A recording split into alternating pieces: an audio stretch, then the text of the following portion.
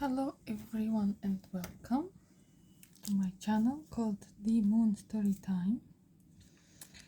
Today we continue to read this lovely book called Fairy Tales, and today's story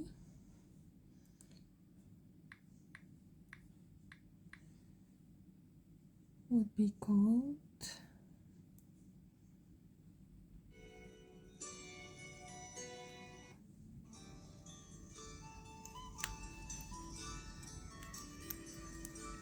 what we are reading today.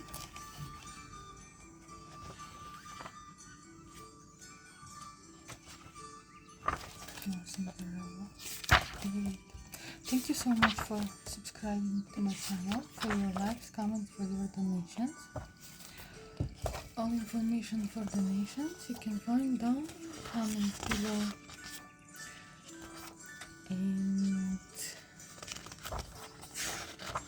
today we read a story called that's done. Let's see what's next.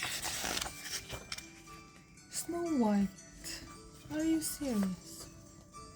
Here you can see a lovely picture.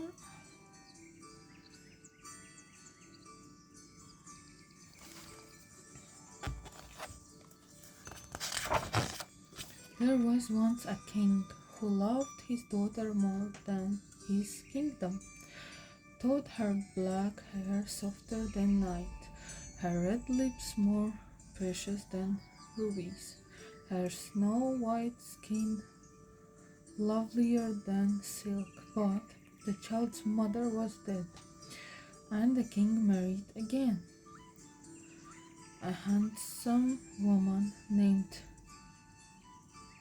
Grimalda. Thinking his new wife could not fail to love Princess Snow White, the new queen had a magic mirror, and every time the moon was full she would ask the moonlit glass, "Mirror, mirror in my hand, who is the fairest in the land?" And the mirror would answer, "I cannot speak, but what is true, no one is fairer, queen, than you." But though the queen's face was beautiful, her nature was not. She envied Snow White her place in the king's heart, looked on her black hair, red lips, and white skin as fondly as coal and blood and sleep, and wished her away. Besides, she could not fail to see how every day Snow White grew more and more beautiful. One day, when the moon was full, the wicked queen asked her moonlit magic glass, "Mirror, mirror in my hand, who is the fairest in the land?" And the mirror answered, "I cannot speak, but what is true, Snow White is fairer, queen, than you." OMG, wrong answer. In her jealousy, the queen spat at the moon. "Then she must die," she cried, and the moon turned a little paler hearing it. Summoning the royal huntsman, the wicked Grimalda said, "Take Snow White into the forest, beyond path, beyond tracks, and then you reach the darkest place. Kill her. Bring me her heart, so that I may be certain you have obeyed me." The huntsman dared not refuse, but as he walked into the trackless forest, Snow White's little hand in his, he was glad of the shadows to hide his tears. At the center of the forest, He pulled out his long bladed knife with one hand, while with the other he cupped Snow White's face. He saw her hair, black as the raven, saw her lips, red as the wild rose, saw her skin, whiter than the moon with fright. "I can't do it, child. I can't kill you. The soul inside me forbids it. Run, child, run, and hide, run, and don't stop running till you are out of this beneath land and into a better one. Run!" Slipping and skidding on fallen leaves, Snow White fled. No hunted found, no sunbird chased with nets ever fled as blindly as the panic-stricken princess. Thought brambles and thickets, clearing and ditches, she ran on and on, the breath sobbing in her throat. The moonlight fell on her between the leaves like cold drops of water, and the mud plastered her skirt to her legs. Her shoes filled up with stones. Meanwhile, the huntsman killed a boar, cut out its heart, and took the heart to the queen on a silver dish to prove Snow White was dead. The queen believed him and laughed a strange, hooting laugh like a bittern booming on fog-bound marshes. The king believed it too, believed his daughter had been killed by wild beasts in the forest, but thought he searched and searched, he found no rug, no bone, no hang of black hair. It was as though Snow White had melted away. All night Snow White wandered the deep dark forest, lost and in despair. In the morning she found a cottage, a wee building hardly bigger than a chicken shed, and almost as ramshackle. Here she's wandering around.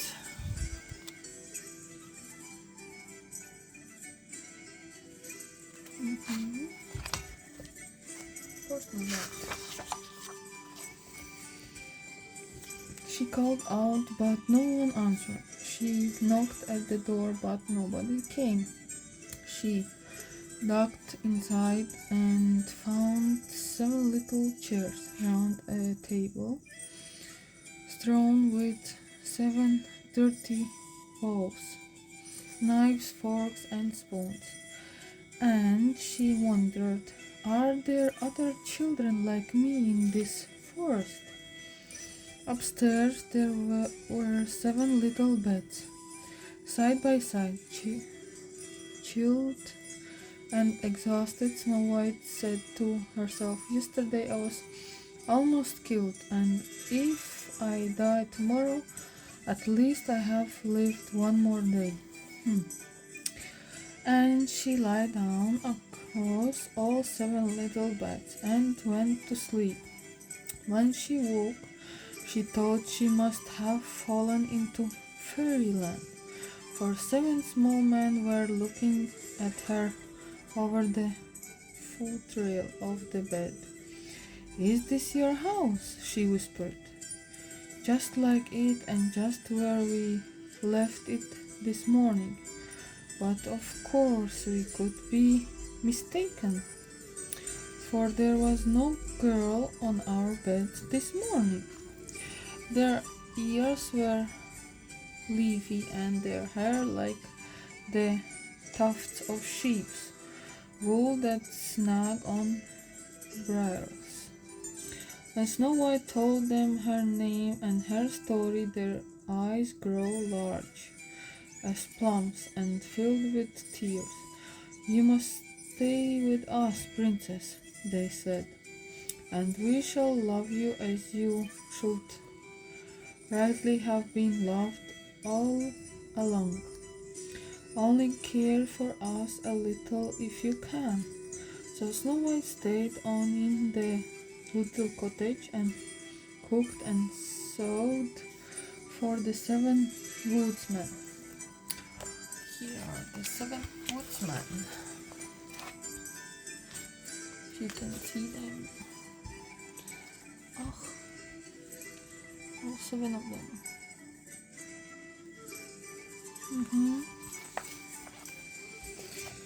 She mended the roof too.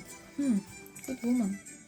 When it leaked and their boots before the moon had waned and waxed once more, she had grown very fond of her 7 friends. Each morning, as they set off to work, they warned her, "Lock the door and don't open. No, not to knocking or calling. One day the queen may find out you are here, and if she does, she won't come with kisses in her pocket." They were right. One night, when the moon was full, the wicked Queen Grimalda asked of her magic glass, "Mirror, mirror in my hand, who is the fairest in the land?" And the mirror replied, "I cannot speak, but what is true, Snow White is fairer far than you." Uh-oh. At that the queen spat at the stars. "Not dead? Then where is she? Tell me, I must know." And because it had no power to lie, the mirror told the queen the way to the cottage in the woods. First, the blackbird stopped singing. Then there came a knock on the door. "Greetings to the lady of the house. Won't you open to an old tinker woman and see my tray of pretty things?"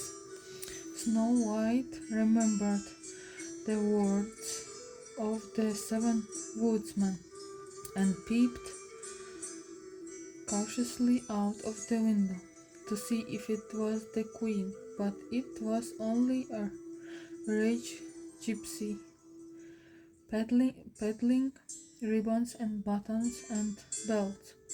So she opened the door and gazed in delight at all the colorful things on the tray. Prettiest of all was a belt plated from white leather. "How much is the belt?" she asked.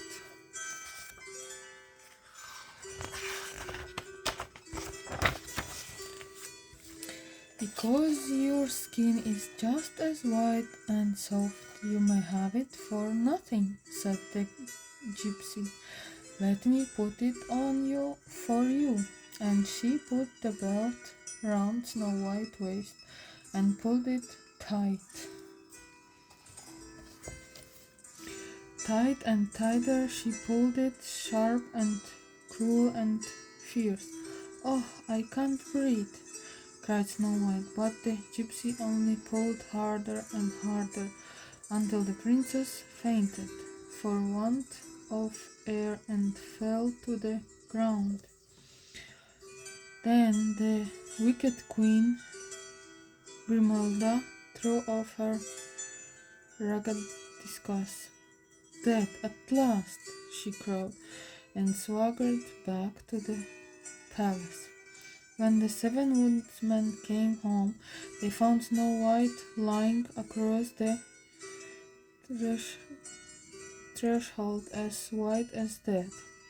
At once they cut the leather of the belt, and with a cry like a woodcock's, she drew in a great breath, and when she saw the 7 anxious faces looking at her, she laughed and said, I may die tomorrow, but at least I have lived another day.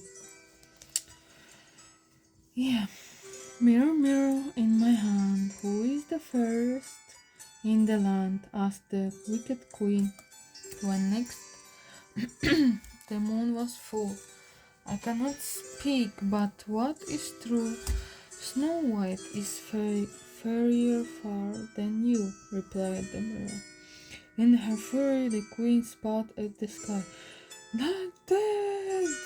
Then I must try harder, she cried, and wanting a better disguise than before, conjured herself the face and body of an old lady. Sorry.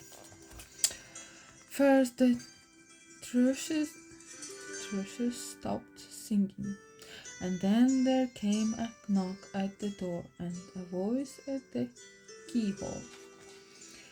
Pretty trinkets, lovely things for a lovely girl, open and see. Snow White remembered the words of the 7 woodsmen and peeped down from an upstairs window. But when she saw the grey hair, the stooping back, the weather-beaten ugly face, she knew it could not be the queen and opened the door.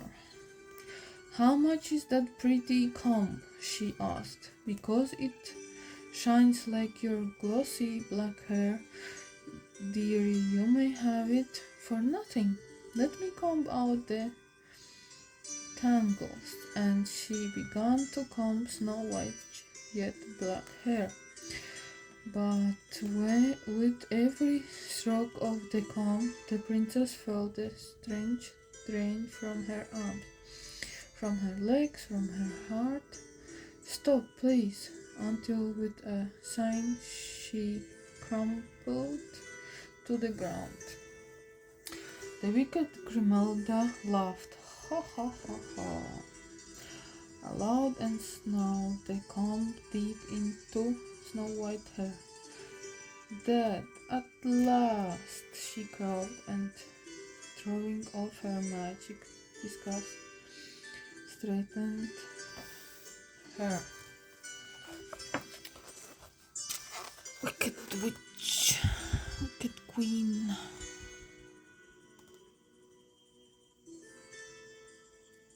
And Snow White.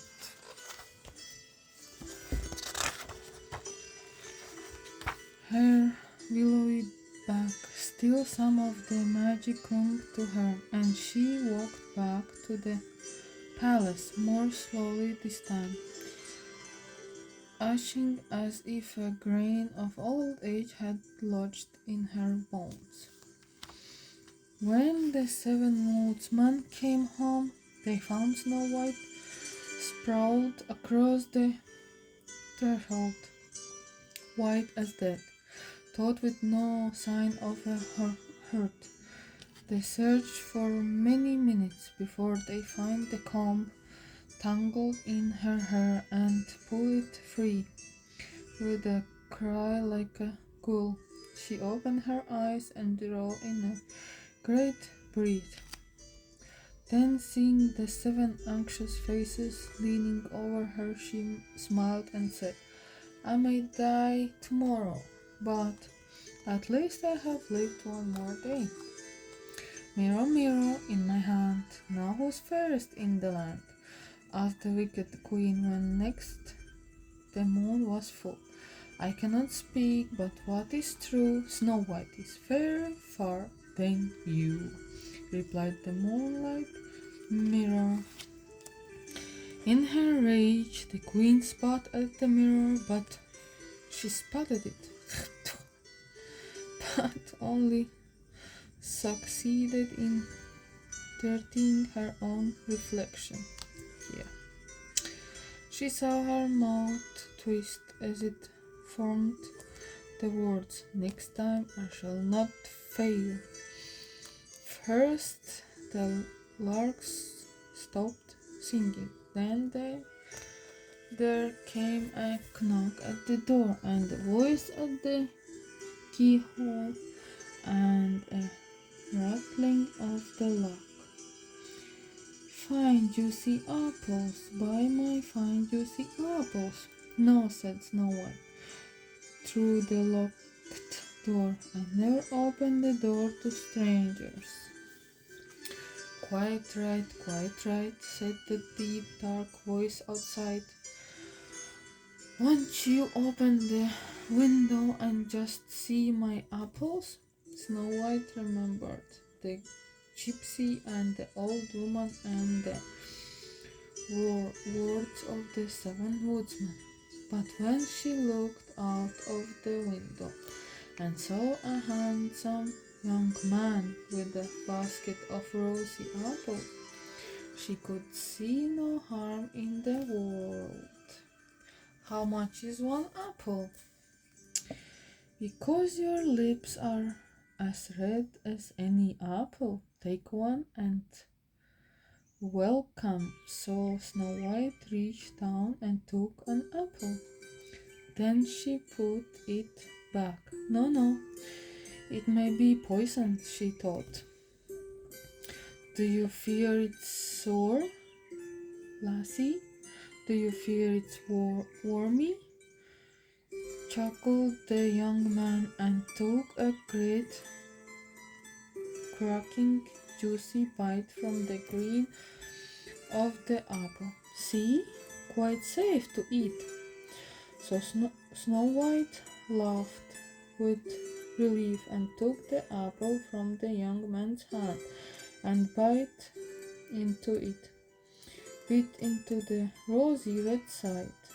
Bit into the side painted with scarlet poison. Which a cry like a swan shot from the sky. Snow White fell to the floor. "Dead at last!" cried the wicked queen, shrugging off her magic disguise. Rushing home to the magic mirror, she at once pulled it out and began to ask, "Mirror, mirror in my hand." But the reflection in the mirror was so ugly, so lined by hatred and cruelty and jealousy, that Grimalda could not bear to look at it and thrust the mirror away deep under her pillows. When the seven woodsmen came home, they found Snow White lying on the floor of the cottage. Thought they searched her hair, her hands, her pockets. They could find no reason for her death, but could only cry and keen and sorrow at the loss of their dear princess. They could not bear to bury her in the dank, wormy ground, so they made a glass coffin and placed her inside it in the full face of the sun. At first they could only sit and gaze at her pale, lifeless loveliness. But after a time there was work to be done, and they would visit her each evening with flowers and fresh tears. So Snow White's body in her glass coffin was quite alone. The day the prince rode by, lost in the forest, he stopped at the cottage to ask the way. Seeing the coffin in the garden, he stopped to look at the young girl inside. Stopping to look, he found he could not look away, for she was the loveliest girl he had ever seen. He was still there, gazing and gazing, when the seven woodsmen came home that evening.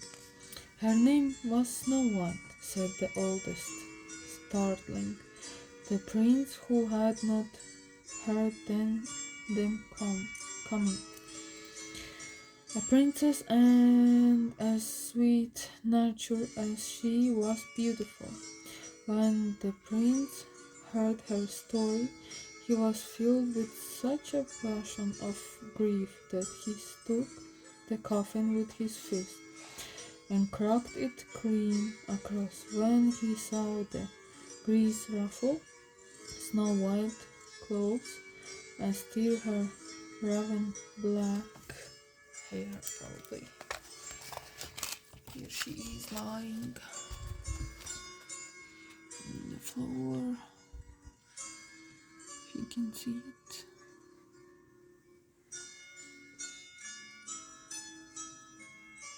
Yeah, sad. Here, he struck his chest as though to break the heart inside. Then he gathered Snow White up in his arms and kissed her full on the mouth. Okay. The piece of poisoned apple lodged in her throat was shaken loose, and Snow White woke up with a cry of happiness. When she saw the prince's face close up to her own, she smiled and said, I may die tomorrow, but at least I have known what it is to be in love. Ha! The queen dreamed that the moon rose blood red and that the stars were falling on her. She thrust her hand under the pillow and pulled out her magic-looking glass.